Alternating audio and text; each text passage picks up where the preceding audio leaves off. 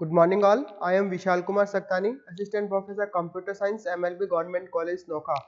Previous lecture में हम लोग सी लैंग्वेज के अंदर ब्रांचिंग स्टेटमेंट्स के बारे में डिस्कस कर रहे थे, जिसमें से हमने इफ एल्स के बारे में डिस्कस कर लिया था। तो सी लैंग्वेज को लर्न करने की अगली कड़ी में आज हम ब्रांचिंग स्टेटमेंट्स के अगले पार्ट के बारे में डिस्कस करेंगे, जिसमें से हम इंक्लूड करेंगे स्विच के statement and conditional operator. Switch के स्टेटमेंट एंड कंडीशनल ऑपरेटर दोनों ही बहुत ही इम्पोर्टेंट पार्ट है सी लैंग्वेज के अंदर, क्योंकि जब भी हम किसी प्रोग्राम को एग्जीक्यूट करवाते हैं और हमें डिसीजन मेकिंग की रिक्वायरमेंट होती है और हमें अगर मल्टीपल कंडीशंस को हमें टेस्ट करना हो तो उसके लिए हमें स्विच केस स्टेटमेंट की ज़रूरत पड़ती है। तो स्टार्ट करते हैं स्विच केस स्टेटमेंट के साथ। तो जैसा कि आप लोग जानते हैं, स्विच केस स्टेटमेंट एक मल्टीवे ब्रांचिंग स्टेटमेंट है, जो कि एक इफ एल्स लैडर के लिए एक अल्टरनेट है। यानी कि जब हमें सीक्वेंस में बहुत सारी कंडीशंस को टेस्ट करना हो, कंडीशंस को इवेल्युएट करना हो, तो उस केस में हम स्विच के स्टेटमेंट को यूज करते हैं। यानी कि स्विच के स्टेटमेंट के अंदर हम एक टेस्ट एक्सप्रेशन को इवेल्युएट करते हैं और उसकी वैल्यू को मल्टीपल केसेस के साथ कंपेयर करते हैं। तो स्विच के स्टेटमेंट के अंदर प्रत्येक जो केस है वो एक केस लेवल से आइडेंटिफाई होता है, और अगर एक बार किसी केस के लिए लेवल का मैच फाउंड हो जाता है तो उस केस के साथ में जो स्टेटमेंट एसोसिएटेड होते हैं या फिर ब्लॉक ऑफ स्टेटमेंट एसोसिएटेड होते हैं वो एग्जीक्यूट होते हैं। एंड उसके एग्जीक्यूट होने के बाद में प्रोग्राम का जो कंट्रोल है वो स्विच ब्लॉक के इमीडिएट बाद जो भी नेक्स्ट स्टेटमेंट होता है उसको ट्रांसफर हो जाता है। और जब स्विच केस के अंदर कोई भी केस मैच नहीं होता तो उस केस में डिफॉल्ट स्टेटमेंट एग्जीक्यूट होता है। स्विच केस के हम नेस्टिंग कर सकते हैं, यानी कि एक स्विच के अंदर दूसरे स्विच स्टेटमेंट को यूज किया जा सकता है। इन स्विच केस की नेस्टिंग करते वक्त ये हमें बहुत ही केयरफुली प्रोग्रामिंग में ध्यान रखना चाहिए, क्योंकि जब भी हम स्विच केस की नेस्टिंग करते हैं तो ये प्रोग्राम को थोड़ा सा कॉम्प्लिकेटेड बना देता है।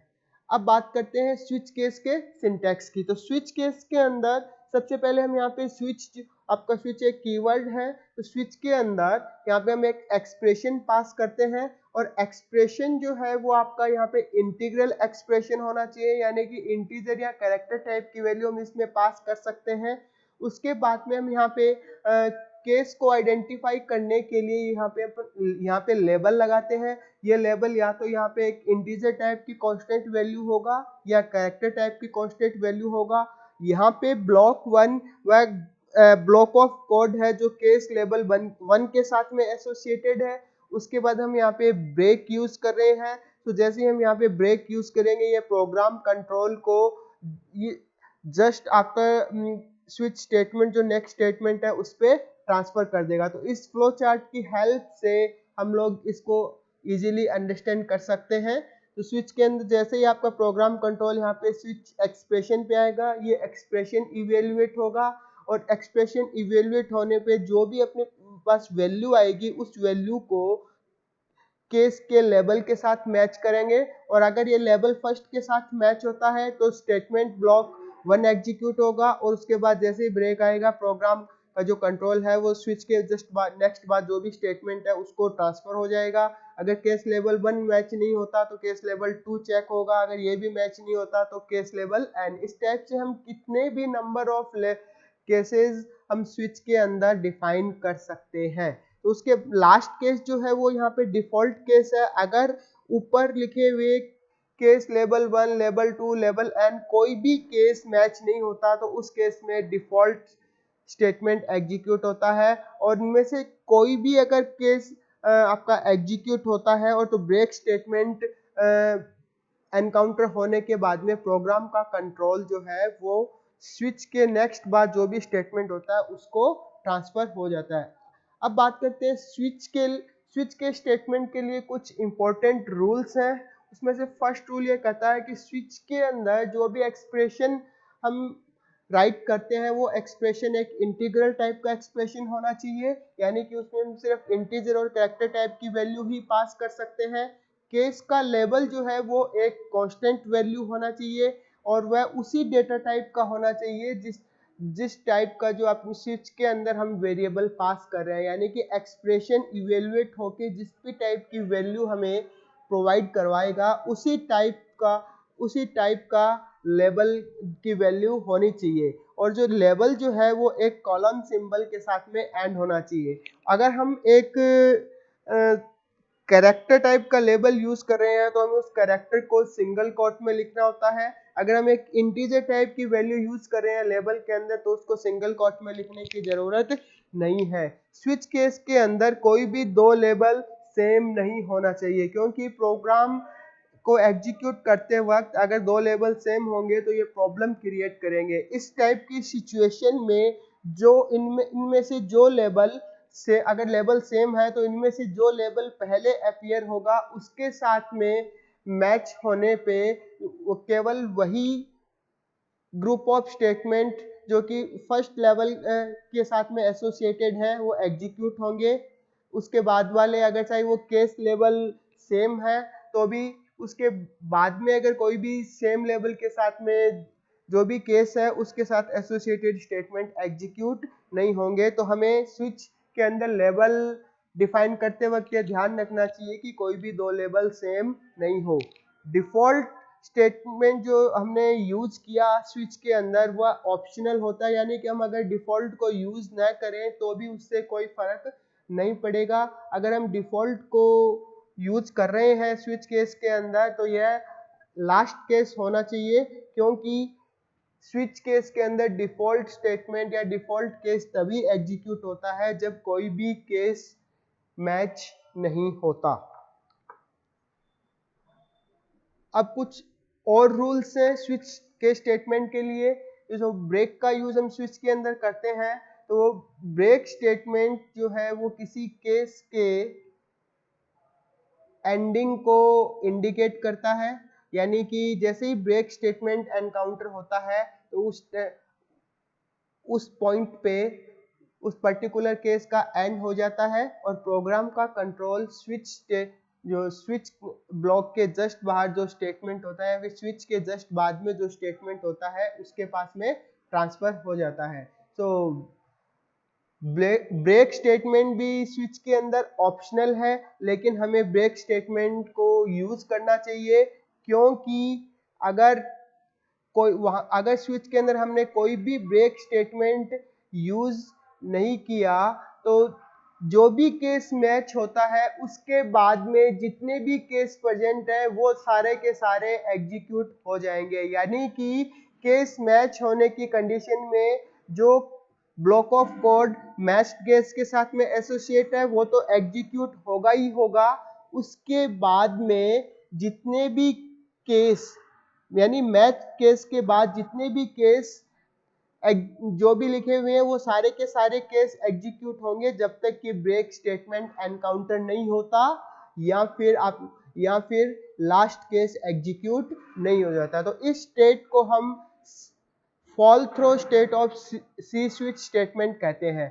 सो इसके बाद जो आपका लास्ट केस होता है, लास्ट केस के बाद में ब्रेक स्टेटमेंट की रिक्वायरमेंट नहीं होती, क्योंकि लास्ट केस के बाद में program control automatically switch block के नेक्स्ट बाद जो भी स्टेटमेंट होता है उसको ट्रांसफर हो जाता है। तो यहाँ पे ध्यान रखने वाली बात यह है कि ब्रेक को हमें जनरली स्विच के अंदर यूज करना चाहिए, क्योंकि यह fall through state of switch statement को अवॉइड करता है। अब बात करते हैं स्विच केस के एग्जाम्पल की। स्विच केस के एग्जाम्पल की बात करते हैं तो यहाँ पे हम लोगों ने एक प्रोग्राम यूज किया हुआ है, प्रोग्राम बनाया है जिसके अंदर हम कैलकुलेटर ऑपरेशन जैसे कि एडिशन, सब्ट्रैक्शन, मल्टीप्लिकेशन, डिवीजन आदि परफॉर्म करने के लिए प्रोग्राम बना रहे हैं। यहाँ पे हमने दो वेरिएबल x एंड y लिए हैं, जिसमें x की वैल्यू 50 और y की 10, और तीसरा वेरिएबल z जिसके अंदर हम इनके ऑपरेशंस का रिजल्ट स्टोर करवाएंगे, और चौथा वेरिएबल ch जिसके अंदर हम यूजर से उसकी चॉइस को एंटर करवाएंगे। तो यहाँ पे हमने सबसे पहले एक यहाँ पे कुछ मैसेज प्रिंट करवाए हैं कि प्रेस 1 फॉर एडिशन, यानी अगर हम एक प्रेस, अगर हम केस फर्स्ट बना रहे हैं वो एडिशन ऑपरेशन के लिए है, केस 2 सब्ट्रैक्शन के लिए है, केस 3 मल्टीप्लिकेशन के लिए, एंड केस 4 डिवीजन के लिए। फिर हम यूजर से उसकी चॉइस इनपुट करवाएंगे, उस चॉइस को इनपुट करवा के हम स्विच के अंदर, स्विच स्टेटमेंट के अंदर पास करेंगे। तो जैसे स्विच स्टेटमेंट के अंदर पास करेंगे, यहाँ से यूजर जिस भी टाइप की वैल्यू, यूजर जो भी वैल्यू एंटर करेगा 1 2 3 4 या फिर कोई और वैल्यू, उसके अकॉर्डिंग जो भी केस मैच होगा वह एग्जीक्यूट हो जाएगा। तो यहाँ पे जैसे केस 1 में हमने एडिशन को एडिशन ऑपरेशन परफॉर्म करवाया है, तो यहाँ पे z is equal to x plus y, उसके बाद में रिजल्ट को प्रिंट करवाया, उसके बाद में ब्रेक। सिमिलरली हमने केस 2 के केस में सब्ट्रैक्शन, केस 3 के केस में मल्टीप्लिकेशन एंड केस 4 के केस में डिवीजन ऑपरेशन परफॉर्म करवाया। और लास्ट केस जो है वो डिफॉल्ट है, तो अगर यूजर ने गलती से कोई इनवैलिड चॉइस या फिर गलत चॉइस एंटर कर दी हो, तो हम यूजर को इसके हेल्प से यह नोटिफाई करवा सकते हैं कि उसने कुछ गलत इनपुट दिया है। तो इस प्रोग्राम को हम जब भी एग्जीक्यूट करेंगे तो सबसे पहले हमारे पास में ये स्टेटमेंट, ये कुछ मैसेज डिस्प्ले होंगे, press 1 for addition, press 2 for subtraction, press 3 for multiplication and press 4 for division and enter your choice. So जैसे ही यूजर अपनी चॉइस एंटर करेगा, जैसे कि यहाँ पे चॉइस 2 एंटर किया है, तो उसके बाद में 2 जिस भी केस को मैच करेगा, जिस भी केस लेबल को मैच करेगा, उसके साथ में एसोसिएटेड जो भी कोड है वो एग्जीक्यूट हो जाएगा। तो यहाँ पे हम आउटपुट में देख सकते हैं कि 2 यहाँ पे केस 2 के लेबल को मैच करेगा, और यहाँ पे हमने सब्ट्रैक्शन ऑपरेशन परफॉर्म किया हुआ है, और मैं यहाँ प्रिंट करवाया और result of subtraction of x and y is equal to z, और z में हमने किया है x माइनस y। तो यहाँ पे x की वैल्यू 50 और y की 10, तो z के अंदर अगर x में से हम y को सब्ट्रैक्ट करेंगे तो वैल्यू 40 रह जाएगी, जो कि यहाँ पे प्रिंट हो जाएगी। तो इस टाइप से हम देख सकते हैं कि स्विच केस के अंदर जो भी केस लेवल मैच होगा वो एग्जीक्यूट होगा। यहाँ पे नोट करने वाली बात यह है कि हमने सब केसेस के बाद में ब्रेक यूज किया हुआ है। तो जैसे ही केस 2 मैच होगा, केस 2 के बाद के जितने भी केसेस है वो एग्जीक्यूट नहीं होंगे, क्योंकि केस 2 के बाद में ब्रेक हमने यूज किया हुआ है। और जैसे ब्रेक एनकाउंटर होगा, यह प्रोग्राम कंट्रोल को स्विच के जस्ट बाद में जो स्टेटमेंट है यानी कि स्टेटमेंट पे ट्रांसफर कर देगा। अब कुछ एक दूसरा एग्जांपल लेते हैं स्विच केस का। सेम एग्जांपल सेम है, हमने यहाँ पे सिर्फ छोटा सा चेंज ये किया है कि इसके अंदर हमने केस 1 के बाद ब्रेक हटा दिया है, यानी यह चेक करने के लिए कि ब्रेक, अगर जब हम ब्रेक यूज नहीं करते हैं तो उस केस में क्या होता है। तो सेम प्रोग्राम है, यहाँ से हमने केस 1 के बाद में ब्रेक स्टेटमेंट हटा दिया है। तो जैसे ही हम यहाँ पे अब नेक्स्ट टाइम जब हम इसको एग्जीक्यूट करेंगे, हमने यहाँ पे चॉइस 1 एंटर किया, और चॉइस 1 एंटर करते ही यहाँ पे यह केस 1 के लेवल को मैच करेगा और एडिशन ऑपरेशन परफॉर्म हो जाएगा, और उसका रिजल्ट जो है वो डिस्प्ले होगा। लेकिन यहाँ पे ब्रेक नहीं लगा हुआ है, तो यहाँ पे ब्रेक स्टेटमेंट यूज नहीं किया हुआ है। तो इस केस के जस्ट बाद जो भी जितने भी केसेज हैं, जब तक ब्रेक एनकाउंटर नहीं होता तब तक वो सारे के सारे केस भी एग्जीक्यूट होंगे। तो यहाँ पे हम देख सकते हैं कि केस 1 के बाद ब्रेक नहीं है, लेकिन केस 2 के बाद ब्रेक है। तो केस इवन यहाँ पे केस 1 मैच हुआ है, फिर भी केस 2 एग्जीक्यूट होगा, लेकिन केस 2 के बाद में जैसे ही ब्रेक स्टेटमेंट एनकाउंटर होगा, यह प्रोग्राम कंट्रोल को स्विच के जस्ट बाहर जो स्टेटमेंट है उसके पास ट्रांसफर कर देगा। तो यहाँ से हम ये देख सकते हैं कि स्विच में ब्रेक की क्या इंपॉर्टेंस है। तो हमें यह ध्यान रखना चाहिए कि जब भी हम केसेस के लिए ब्लॉक ऑफ स्टेटमेंट डिफाइन कर रहे हैं, उस केस में हमें ब्रेक यूज करना चाहिए। उसके बाद बात करते हैं कंडीशनल ऑपरेटर। तो कंडीशनल ऑपरेटर के बारे में हम पहले भी डिस्कस कर चुके हैं। कंडीशनल ऑपरेटर एक टर्नरी ऑपरेटर है जो कि आपके 3 ऑपरेंड्स के साथ में वर्क करता है। कंडीशनल ऑपरेटर को हम डिसीजन मेकिंग के लिए यूज कर सकते हैं, जिसका आउटपुट जो कि एक एक्सप्रेशन के आउटपुट पे डिपेंड करता है कि कौन सा स्टेटमेंट एग्जीक्यूट होगा, कौन सा पार्ट एग्जीक्यूट होगा। तो कंडीशनल स्टेटमेंट के अंदर हम दो सिंबल्स यूज करते हैं, एक है आपका क्वेश्चन मार्क एंड दूसरा है कॉलन। और इसका सिंटैक्स हम यहाँ पे देख सकते हैं। यहाँ पे यहाँ पे हम कोई भी कंडीशन मेंशन करेंगे और कंडीशन मेंशन करने के बाद में क्वेश्चन मार्क और क्वेश्चन मार्क के बाद में एक्सप्रेशन 1, यानी कि कंडीशन के ट्रू होने के केस में एक्सप्रेशन 1 एग्जीक्यूट होगा और कंडीशन के फॉल्स होने के केस में यहाँ पे एक्सप्रेशन 2 एग्जीक्यूट होगा। तो इसको हम प्रोग्रामिंग एग्जांपल के थ्रू यहाँ पे इवेलुएट करते हैं। यहाँ पे हमने दो वेरिएबल x एंड y लिए हैं, जहाँ पे x में वैल्यू 100 है और y में 50, और एक तीसरा वेरिएबल z लिया है। हम यहाँ पे ये फाइंड आउट करना चाह रहे हैं कि x और y में से बड़ा कौन सा है। तो हमने एक कंडीशन यहाँ पे कंडीशन पुट की है x ग्रेटर देन y। उसके बाद में हमने अगर ये कंडीशन ट्रू होती है तो उस केस में x बड़ा है, अगर ये कंडीशन ट्रू नहीं होती तो उस केस में y बड़ा है। तो इस कंडीशन से हम ये चेक कर लेंगे कि x और y में से कौन सा बड़ा है। तो कंडीशन के ट्रू होने पे x बड़ा होगा और कंडीशन के फॉल्स होने पे y बड़ा होगा, यानी कि कंडीशन के ट्रू होने पे z के अंदर x की वैल्यू असाइन होगी और कंडीशन के फॉल्स होने पे z के अंदर y की वैल्यू असाइन होगी। जैसा कि हम यहाँ पे देख पा रहे हैं कि x की वैल्यू 100 और y की वैल्यू 50, तो यहाँ पे x बड़ा है तो z के अंदर x की वैल्यू असाइन होगी। तो जैसे ही हम यहाँ पे ये प्रिंट स्टेटमेंट के थ्रू ये प्रिंट करवाएंगे कि larger value in x and y is equal to %e, z, तो ये z की वैल्यू को प्रिंट करेगा और जो कि यहाँ पे 100 है। तो स्टेप्स हम देख सकते हैं कि कंडीशनल ऑपरेटर को भी हम डिसीजन मेकिंग पर्पस के लिए यहाँ पे यूज कर सकते हैं। तो आज के इस लेक्चर में हम लोगों ने डिस्कस किया switch statement in C language and conditional operator. So आज के इस लेक्चर में हम लोगों ने ब्रांचिंग स्टेटमेंट्स के बारे में जो भी डिस्कशन कंप्लीट कर लिया है। नेक्स्ट लेक्चर में हम लोग डिस्कस करने वाले हैं looping statement in C language. तो लूपिंग स्टेटमेंट भी अपने आप में सी लैंग्वेज के अंदर बहुत ही इंपॉर्टेंट पार्ट है। तो